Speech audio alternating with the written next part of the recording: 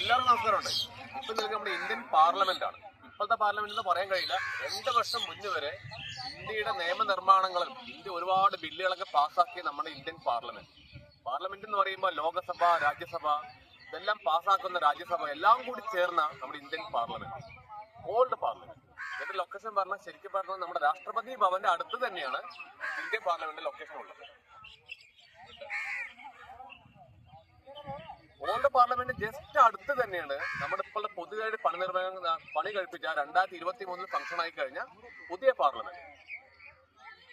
ആ ഒരു അശോകസ്തംഭം കാണുന്ന ആ വലിയ ബിംബമുണ്ട്, ആ ബിംബമാണ് ഇപ്പോഴത്തെ പുതിയ പാർലമെന്റ് പറയും. പക്ഷെ അത് നമുക്ക് അത്ര വിഷ്വലായി കാണാൻ കഴിയില്ല, കാരണം 2 മരങ്ങളുടെ ഇടയിലാണ് പുതിയ പാർലമെന്റ് ഉള്ളത്. അപ്പൊ അത്ര വിഷ്വൽ അല്ല.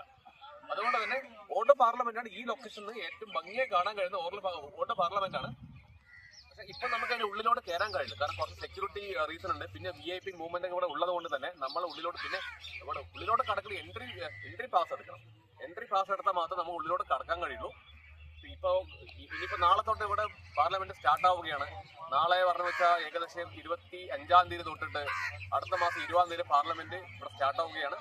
പിന്നെ നമ്മുടെ രാജ്യത്തിന്റെ ഭരണ നിർവഹണ